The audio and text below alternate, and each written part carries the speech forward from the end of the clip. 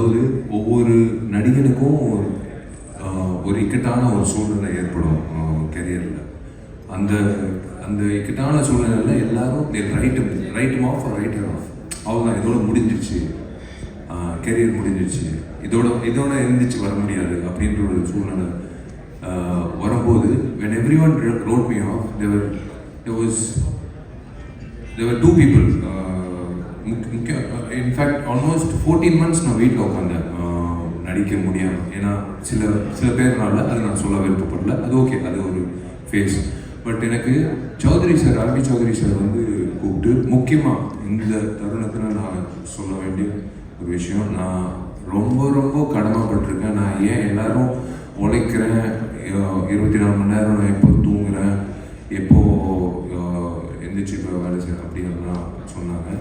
உண்மையிலே ஒரு வருடம் வந்து என்னோட பர்சனல் லைஃப் ரொம்ப ரொம்ப பாதிச்சு இருந்தாலும் இந்த படம் நல்லா வெற்றிகரமாக வரணுன்றதுக்காக என் கூட இருந்து என் கஷ்டங்களில் என்னை ஊக்கப்படுத்தி என்னை வந்து இந்த நாள், இந்த நேரம், இந்த நொடி உங்களுக்கு முன்னாடி இவ்வளோ பாசிட்டிவாக நிப்பாட்டினதுக்கு காரணமாக இருந்தால் என்னை வருங்கால மனைவி, என்னோட துணைவி சாயிதன்ஷிக்காவுக்கு வந்து நான் ரொம்ப ரொம்ப கடமைப்பட்டிருக்கேன். நன்றி சொல்லணும். பிகாஸ் வேறு யாரும் இருந்தால் பிச்சுக்கிட்டு ஓடிட்டு இருப்பாங்க நேரம். எனக்கு RP Chaudhary second most important thing, I should thank RP Chowdhury sir. அந்த நேரத்தில் எனக்கு வந்து என் மேலே கொடுத்த கான்ஃபிடன்ஸ். இதெல்லாம் தாண்டி ஒரு நபர், ஒரே ஒரு நபர், திருப்பூர் சுப்பிரமணியம் அண்ணன்.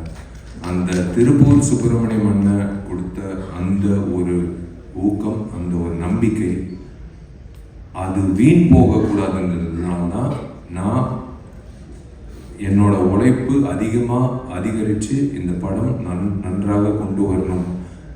தமிழ்லையும் சரி, தெலுங்குலையும் சரி, இந்த படம் இப்போ ஆகஸ்ட் 14th திரைக்கு வரப்போகுது. ஒவ்வொரு நாளும் உழைக்கும் போது நான் நினச்சிட்டு இருக்கிற ஒரே விஷயம், அவர் என் மேலே வச்சிருந்த அந்த நம்பிக்கை வீண் போகக்கூடாது. அவருக்கு நான் வந்து நன்றின்னு சொல்கிறத விட அவருக்கு கடமைப்பட்டிருக்கேன்.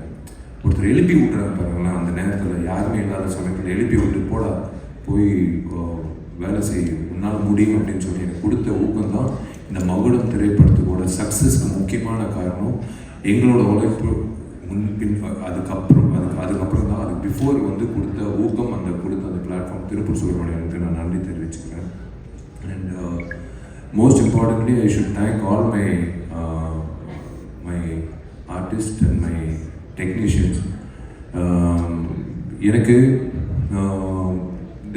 This is the most challenging film நான் சொல்லுவேன். பிகாஸ் ஸ்க்ரீன், அதாவது கேமராக்கு முன்னாடி கேமராக்கு பின்னாடி அப்படின்ற ஒரு சந்தர்ப்பத்தில் வந்து சில நேரத்தில் I became a split personality ஆச்சு. இது நான் போய் நடிக்கணும், நான் நடிக்கும்போது எல்லா ஆர்டிஸ்ட்க்கும் நான் சொல்லிடுவேன், நான் ஸ்டார்ட் கேமரா ஆக்ஷன் சொல்லி ஒரு செகண்ட்க்கு அப்புறம் நீங்கள் நடிங்கன்னு சொல்லுவேன். ஏன்னா எனக்கு அந்த எடிட் பாயிண்ட்டு நான் திடீர்னு நினச்சா அந்த வசனம் பேசினா அது கஷ்டம்னு சொல்லும்போது பேசி முடிச்ச உடனே அதுதான் அந்த கஷ்டமான விஷயம்.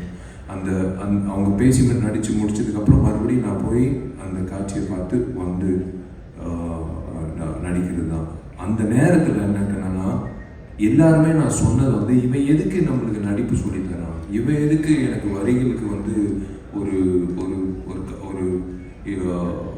ஒரு விஷயம் சொல்கிறாப்புல, இவன் எதுக்கு இசையமைப்பில் வந்து எனக்கு ஒரு விஷயம் இவன் எதுக்கு வந்து நடன பயிற்சி, முக்கியமாக திலீப்புக்கு வந்து எதுக்கு நம்மளுக்கு எதுக்கு ஸ்டண்ட் பற்றி இவன் சொல்கிறான் அப்படின்னு சத்தியமாக சொல்கிறேங்க. இந்த ஈகோ இல்லாத இந்த கூட்டனால தான், இந்த ஈகோ இல்லாத இந்த டெக்னீஷியன்ஸ், இந்த ஆக்டர்ஸஸ் இந்த டீம் எனக்கு கிடைச்சதுனால தான் மகுடம் வந்து இவ்வளோ சிறப்பாக வந்திருக்கு. ஏன்னா சத்தியமாக வந்து எந்த நேரத்துலையும் வந்து என்னால் வந்து நான் நினச்சது சாதிச்சிருக்க முடியாது. I can start with everyone, right from Dushara, next my very very close friend Anjali Padala, so many 15 years. And ஏன்னா ஆர்டிஸ்ட் கிட்ட வேலை வாங்குறது நான் கற்றுக்கிட்டது பாலாண்ணா கிட்ட. கேமரா ஆன் எப்போ ஆன் ஆகும் அவங்களுக்கே தெரியாமல் நான் வசந்த் சாருக்கெல்லாம் நான் வந்து கேமரா ஆன் பண்ணி விட்டு, சார் அப்படியே பாருங்கள் சார், அப்படியே பாருங்கள் சார், கட் மூவி ஒன், அதான் ஜான் விஜய் சொன்ன மாதிரி எடுக்கலையே சார், இல்லை சார் எடுத்தாச்சு சார், உங்கள் கண்ணு தான் சார் முக்கியம் அப்படின்ட்டு அவர் சொல்லிட்டு அவருக்கு ஒரு சின்ன ஒரு கன்ஃபியூஷன் இருக்கும். But when I show him the footage he understood. எனக்கு அதே மாதிரி தான் மற்ற நடிகர்கள் ஐ டோன்ட் நோ லைக் எனக்கு அந்த மாயா ஆகட்டும் லைக் எவ்ரி ஒன் அந்த தம்பி அஸ்வின் ஆகட்டும் like I have to go down to the அவங்க இடத்துக்கு வந்து ஜூஸும் வேணாம் காரும் வேணாம் அப்படின்னு சொல்லும்போது அந்த சொல்லும் போது அவங்க உள்வாங்கி பண்ணுறது ஐ ஹாவ் இட் இஸ் எனக்கு பிடிச்ச ஒரு கிராஃப்ட் இதுங்க. 35 வருஷத்தோட கனவு. இந்த இடத்துல வந்து நான் உண்மையிலேயே வந்து எங்கள் அப்பாவுக்கு நான் நன்றி சொல்லணும். எப்படி நீங்கள்லாம் எப்படி காத்துட்டு இருந்தீங்களோ கிட்டத்தட்ட ஒரு 4.5 மணி நேரம் வந்து ஒரு நின்றுட்டு இருந்தார். நான் அர்ஜுன் சார் கிட்டே உதவி இயக்குனராக வேலை செய்துட்டு நான் கேட்கும் போது அவர் ஷூட்டிங் இருந்தார். பட் 4.5 மணி நேரம் நின்னார். வேணாப்பா தெரிஞ்ச அர்ஜுன் அங்கிள் எனக்கு எத்தனையோ வருஷம் பழக்கம். பட் இருந்தாலும் இல்லைடா நீ அசிஸ்டன்ட் டைரக்டர் சேர போகிற ஸ்கூலில் உனக்கு இப்போ எப்படி அட்மிஷன் நின்னோ அதே மாதிரி உனக்கு நான் நின்று நான் உனக்கு வேலை வாய்ப்பு கேட்க போகிறேன் அப்படின்னு சொல்லி நின்று எனக்கு ஊக்கப்படுத்தி என் கனவை நினைவாக்கின எங்கள் அப்பாவுக்கு நான் வந்து நன்றி தெரிவிச்சே ஆகணும். அது வந்து நான் கடமைப்பட்டிருக்கேன் எங்கள் அப்பாவுக்கு. ஏன்னா ஒவ்வொருத்தருக்கும் ஒரு கனவு இருக்கும். ஆனால் சினிமான்னு சொல்லும்போது நிறைய பேர் பெற்றோர்கள் வந்து இல்லை மீடியா சினிமாலாம் வந்து முக்கியமாக பெண்களுக்கும் அந்த விஷயம் இருக்கும். இல்லை மீடியாவில் வந்து தப்பு அதில் போகக்கூடாது அப்படின்னு சொல்லுவாங்க. ஆனால் எங்கள் அப்பா வந்து எங்கள் அம்மா வந்து முக்கியமாக சண்டைக்கோழி காரணம் வந்து எங்கள் அம்மா தாங்க. எங்கள் அப்பா வந்து இல்லை இவ்வளோ காசுலாம் செலவு பண்ண முடியாது. எங்கள் அம்மா சொன்னாங்க நீ காசு செலவு பண்ணுறியா இல்லை நான் காசு செலவு பண்ண நான் லிங்குசாமியோட கதை கேட்டேன். அந்த படம் தான் என் பையனை வந்து பெரிய ஆக்ஷன் ஹீரோ ஆகணும்னு எங்கள் அம்மா தான் சொன்னது. அதுதான் வந்து இன்னைக்கு எங்கள் அப்பா அம்மாவோட அந்த அந்த ஒரு அவங்க கொடுத்த அந்த நம்பிக்கை தான் 35 வருஷம் கழிச்சு today I'm standing in front of you as a director. Of course ghost direction okay. But அஃபிஷியலாக விஷால் என்ற 45வது புதுமுக இயக்குனர் 99வது படம் ஆர்பி சௌத்ரி சார் சூப்பர் டூப்பர்னு சொல்லி நிற்கிறது பெரிய விஷயம். I should really thank my குருநாதர் Arjun sir, action king Arjun sir. அவர் என்னை நடிக்க வச்சார். தேரிக்கே வெயிடா அந்த கிளாப் போடும் வந்து நில்லு நான் நடிதான்னு சொல்லி அன்றைக்கி நடிக்க வச்சு என்னை வந்து ஃபோட்டோ ஷூட் பண்ணி என்னை வந்து நடிகராக வந்து போய் நடிக்க ஆரம்பிடான்னு சொன்னது அவர். இன்னைக்கு நான் இயக்குனராக ஆகிறதுக்கு காரணம் அவருக்கு உண்மையிலேயே அவருக்கு நான் அவர்கிட்ட கற்றுக்கிட்ட விஷயங்கள். அதே மாதிரி நான் ஃபஸ்ட்டு லைஃப்பில் வந்து ராம்கோபாலன் அவர்களோட அந்த உதயம் சிவான்ற திரைப்படம் ஸ்கூலில் படிக்கும்போது பார்த்து வெளியில் வந்து நான் இயக்குனர் ஆகணும்னு நான் நினச்சி இன்றைக்கி வந்து அதுக்கு நினைவாகுதுன்னா இப்போ I can tell you one thing I can tell every one over is வாட்சிங் this. If you dream about something with sincerity, with your gut feeling, with willpower, with determination, with consistency, kandipa you will make it. If Vishal can make it, kandipa neengalo you can make it. எந்த துறையாக இருந்தாலும் அது cinema துறையாக இருக்கணும்னு இல்லை, நீங்கள் எந்த துறையில் ஐஏஎஸ் இருக்கலாம். என்னோட பசங்க என்னோட தங்கச்சிங்க இன்னைக்கு எல்லாரும் பெரிய பட்டதாரிகளாக பெரிய எல்லா காலேஜ்லேயும் வந்து எல்லா கிராமத்து பிள்ளைங்க தான். பட் இருந்தாலும் சரிசமமாக உட்கார வச்சு அவங்க இன்னைக்கு வந்து எல்லா காலேஜ்லேயும் என் பசங்க வந்து இன்னைக்கு வந்து பட்டதாரிகளாக இருக்காங்கன்னா definitely it's because of their willpower and definitely it's because of that consistency. That's what I would like to tell you.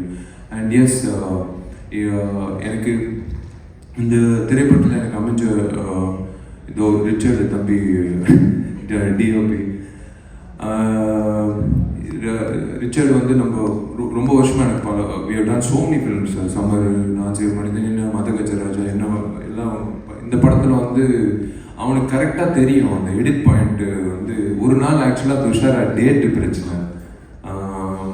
அன்றைக்கி வந்து 2 மணிக்கு ஆக்சுவலாக 6 to 6 இல்லைடா மார்னிங் 6 வரைக்கும். ஆனால் 2 o'clock 10:30 போக வேண்டியது இருக்குது. கரெக்ட் 2 o'clock வரைக்கும்.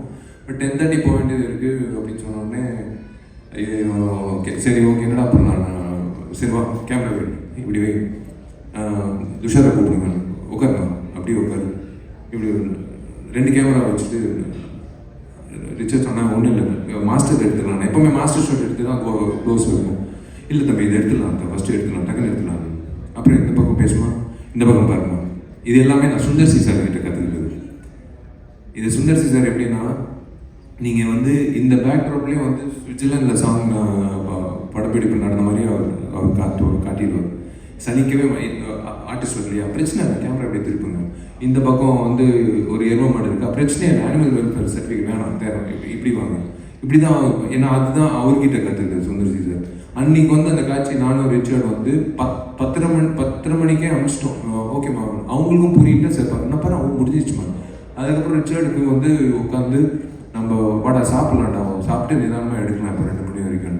அப்போ தான் ரிச்சர்டுக்கு, ஏன்னா இவன் இருந்ததுனால தான் என்னால் அந்த காட்சியை வந்து அவ்வளோ சிறப்பாக அமைச்சு கொடுத்தது. ஏன்னா we knew the edit, both of us knew the edit. இது அதே மாதிரி பொன் Parthiban, he knows my wavelength is the same. Hari sir படங்களில் நாங்கள் பயணிச்சிருக்கோம். அதுக்கப்புறம் இஸ் கம்மஸ் இரும்புத்தில 2 பேரும் பயணிச்சிருக்கோம். இன்றைக்கி எனக்கு ஒரு டைரக்டராக வரும்போது he knows the wavelength, everyone knows my wavelength. அதுதான் எனக்கு ரொம்ப பிடிச்ச ஒரு விஷயம். அது இப்போ சொல்கிறானே என்ன திடீர்னு, ஏன்னா உமாதேவி மேடம் நான் ஃபஸ்ட்டு இந்த பாட்டு சொல்லும்போது அவங்க எனக்கு மெசேஜ் பண்ணுறாங்க, சார் நான் எவ்வளோ பாட்டு எழுதியிருக்கேன், ஆனால் எனக்கு இது சேலஞ்சாக இருக்குது, எனக்கு இப்போ ஒரு மாதிரி பயங்கரமாக இருக்குது சார். மேடம் இதே தான் நான் என் டார்லிங் திலீப் கிட்ட சொன்னேன், ஊட்டியில் புல்லரிச்சிச்சுன்னா கண்டிப்பாக அந்த படம் சூப்பர் ஹிட் மேடம். அவனுக்கு வந்து திலீப்புக்கு வந்து புல்லரிச்சிச்சுன்னு சொன்னாங்க. நான் சொன்னோன்னு இந்த காட்சி இல்லை. இப்போ 6 நிமிஷம் அப்பாவோட இப்போ பார்த்தீங்க முத்துமணியனோட சாங், அது ஒரு கிட்டான ஒரு இடத்துல வரும் அந்த ஸ்க்ரீன் பிளேல. அதுக்கப்புறம் 6 நிமிஷத்தில் கிளைமேக்ஸில் நீங்கள் என்ன பண்ணலாம், என்ன ஆகும் எல்லாருக்கிட்டையும் கேட்டேன். அந்த வகையில் எல்லாரும் வந்து யோசிச்சாங்க என்ன வரும், வழக்கம் போல் விஷால் வருவான், அடிப்பான், ரிவெஞ்ச் எடுப்பான். இல்லை, இந்த இடத்துல ஒரு விஷயம் இருக்குது. இது விஷால் படத்தில் மட்டும் இல்லை, எந்த திரைப்படத்துலையும் இந்த மாதிரி ஒரு கிளைமேக்ஸ் காட்சி வந்திருக்காது, வரல, எனக்கு தெரிஞ்சு வரல. டெஃபினட்டாக last I don't think anyone will do it, or I don't know அந்த மாதிரி அமைஞ்சிருக்கு எனக்கு தெரியல. தேங்க்ஸ் டு உமாதேவி மேடமோட வரிகள் அண்ட் திலீப்போட அந்த புரிதல், திலீப்போட கொரியோகிராஃபி. நாங்கள் வந்து we try to do something magical to that last 8 minutes of the film மகுடம். I'm looking forward. அதே ரோஹிணி தியேட்டர் நான் எப்படி மாற்றினேன், ஏன் எனக்கு பிடிச்ச நடிகர் விஜய் இன்னைக்கு சிஎம்மாக இருக்காரு, அவர் வந்து நான் எப்படி நான் ரசித்து பார்த்துருக்கேன். அதே ரோஹிணி தியேட்டரில் தான் நான் இன்னைக்கு நானும் திலீப்பும் அந்த காட்சிக்கு எப்படி கை தட்ட போகிறாங்கன்னு நான் பார்க்க போகிறேன். எனக்கு அதே மாதிரி தான் பிரதர் ஏகாதசி ஆகட்டும், கருணா ஆகட்டும், எனக்கு விவேக் என்கிட்ட இல்லை, எல்லாரும் வந்து they love the fact that Vishal is saying something which we can understand. சரி, ஓகே சொல்கிறாரு, ஓகே கரெக்டாக இருக்குது அப்படின்னு சொல்லி புரிதல் இருப்பாருங்க. அதுதான் எனக்கு ரொம்ப பிடிச்சது. இந்த தம்பி இருக்கானே, இவன் வந்து சும்மா ஏதோ ஒரு இல்லை, எனக்கு என்னென்னா காது வந்து நான் டால்பி சரௌண்ட் சொன்ன மாதிரி எங்கிட்ட இப்போ பேசிகிட்டே இருக்கும்போது யாரோ அவங்ககிட்ட வந்து இவன் ரொம்ப நேரம் பேசிட்டு இருக்காங்கன்னு யாரோ சொல்கிறாங்க, எனக்கு கேட்குது. அந்த மாதிரி எனக்கு இப்படி உட்காந்துட்டு இருக்கும்போதே வந்து எவனோ ஒருத்தர் ரேப் இப்போ பண்ணிட்டு இருக்கான், யாரும் சம்மந்தமே நான் ரேப் பண்ணிட்டு இருக்கேன், கூப்பிட்றான் பார்த்தா இவன் தான் வினோத் வந்தான், ஒரு பாட்டு பண்ணாச்சு. I'm going to introduce him next couple of months. Independent musician ஒரு ஆல்பம் வச்சிருக்கான். அது ஆக்சுவலாக அந்த பிளான் இருந்தது. That's why we introduce him. எனக்கு இந்த படத்தில் ஒரு மிகப்பெரிய தூணாக இப்போவும் இருந்துட்டு இருக்காப்புல, ஸ்டில் டூயிங். ஏன் ஜிவி வரல, நான் ஜிவி பிரகாஷ் டாடிங்க இந்த இப்போ RR போயிட்டு இருக்கு. நான் இப்போ இழுத்தேன்னா August 14 இந்த படம் ரிலீஸ் ஆகுது. அவர் RR வாசிச்சிருக்காரு, 2 திரைப்படம் வருது. ஸோ அதனால வந்து அஃப்கோர்ஸ் டெஃபினெட்லி விஸ்வநாதன் சன்ஸும் டெஃபினட்டாக நல்லா ஓடணும், மகுடமும் நல்லா ஓடணும் நான் வேண்டிக்கிறேன். இந்த ஜிவி பிரகாஷ்ன்ற ஒரு டெக்னீஷியன் இருக்கானே, உண்மையிலேயே ஒரு வரங்க, ஒரு புதுமுக இயக்குனருக்கு ஒரு வரம். நான் எப்படி ஜிவிக்கு நன்றி சொல்றதுன்னு தெரியல. ஏன்னா 3 வாட்டி நேஷனல் அவார்டு வாங்கும்போது வாசிச்சுட்டு இருக்காப்புல. முக்கியமாக இந்த சாங் தான் உமாதேவி மேடம் நின்றுட்டு இருந்தாங்க. நான் சம்மந்தமே இல்லாமல் டான்ஸ் மாஸ்டர் அசார் கூப்பிட்டேன். டார்லிங் இல்லை டார்லிங் இந்த மாதிரி இல்லை அப்படின்னு சொல்லிட்டு நான் பாட்டு எதோ பண்ணிகிட்டு இருக்கேன். இப்படி பார்த்தாப்புல என்னை திட்ட போகிறாப்புலையா, ஏன்னா நான் என்ன அறியாமல் நான் கொஞ்சம் அத்துமீறி அப்படி போயிட்டேன். டார்லிங் எனக்கு இப்படி அப்படியெல்லாம் ஏதோ பண்ணேன். இவர் என்ன பண்ணுறாரோ அதை அப்படியே ஃபாலோ பண்ணுங்கள், நான் ஈவினிங் வந்து நான் கரெக்டாக பண்ணுறாப்புல அப்படின்னு சொல்லிட்டு போயிட்டாப்புலங்க. எனக்கு அவர் கொடுத்த அந்த ஸ்பேஸ்னால தான் 5 பாடல்களும், எஸ்பெஷலி கிளைமேக்ஸ் சாங் நீங்கள் இன்னும் நாளைக்கு தான் வெளியிட போகுது, ட்ரெய்லர் ஆகட்டும், எல்லாமே வந்து ஒரு அந்த லைஃப் கொடுத்துருக்காப்புல. இந்த படத்துக்கு வந்து ஒரு பேக்ரவுண்ட் ஸ்கோர் ஆகட்டும், இஸ் அண்டர்ஸ்டுட். ஒரு புது இயக்குனருக்கு கிடைக்கிற ஒரு மிகப்பெரிய பாக்கியம் வந்து ஒரு பேக்ரவுண்ட் ஸ்கோர் பண்ணக்கூடிய ஒரு பாடல்கள் அமைச்சு கொடுக்குற ஈகோ இல்லாத ஒரு மியூசிக் டைரக்டர். இல்லைன்னா அப்படியே வெளியில் கை கட்டிக்கிட்டு நின்றுட்டு இருக்கணும், அவர் என்ன வாசிக்க போகிறான்னு தெரியல, அப்படியே கொடுப்பாங்க ஒரு சாங், அப்படியே எடுத்துகிட்டு போய் ஷூட்டிங் பண்ணுவாங்க. ஆனால் அப்படி கிடையாது. அவ்வளோ இடம் இருந்ததுனால தான் I'm really thankful to GB.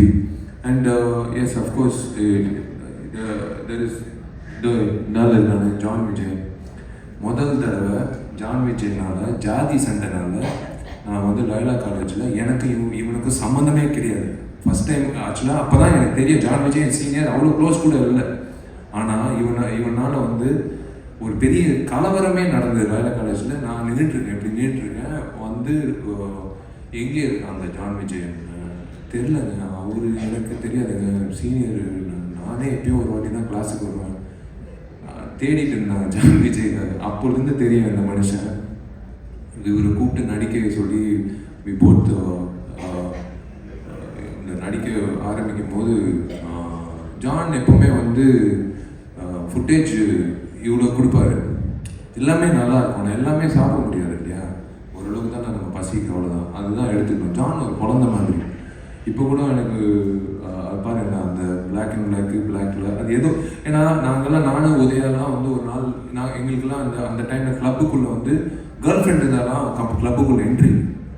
அப்போது நாங்கள்லாம் வந்து ஐ திங்க் ஸ்கூல் தானே அது. அப்போ நாங்கள்லாம் நின்றுட்டுருக்கணும், கிளப்பில் என்ட்ரியில் ஒரு தலைவர் நம்ம ஒரு லுங்கி, ஒரு சட்டை, ஒரு கூலிங் கிளாஸு, அப்போ ரேபேனு, அது வேறு, அது நான் சொல்லக்கூடாது, அது டிஸ்க்ளைமர் கார்டு வச்சுக்கிட்டு அவர் பாட்டு உள்ள பவுண்டரி தள்ளுறாரு. வேறு நம்ம டெபுட்டி சிஎம் தான் நின்றுட்டுருக்கோம், நாங்கள் தான் நின்றுட்டுருக்கோம். இவர் வந்து யாருமே இல்லை, பொண்ணு நோ கேர்ள் ஃப்ரெண்ட், அவர் பாட்டு உள்ளே போகிறாருங்க கிளப்புக்குள்ளே. எங்களுக்கு வேந்து யாராங்க இப்படி ஒரு ஆட்டிடியூட், இப்போ வரைக்கும் அதே ஆட்டிடியூட் வச்சுருக்காங்க. அதுதான் நான் பயன்படுத்துகிறேன் இந்த படத்தில் வந்து பயன்படுத்தியிருக்கேன். இன்னொன்று முக்கியமாக எனக்கு இளையராஜா சாருக்கு நான் மிக்க நன்றி சொன்னேன். நான் மிகப்பெரிய ரசிகன். அவரை நான் பயன்படுத்திட்டு இந்த படத்தில் வந்து நான் ஒரு விஷயம் பண்ணியிருக்கேன். ஸோ மீடியாவுக்கு I don't take much time of you. Thank you so much for being here all form.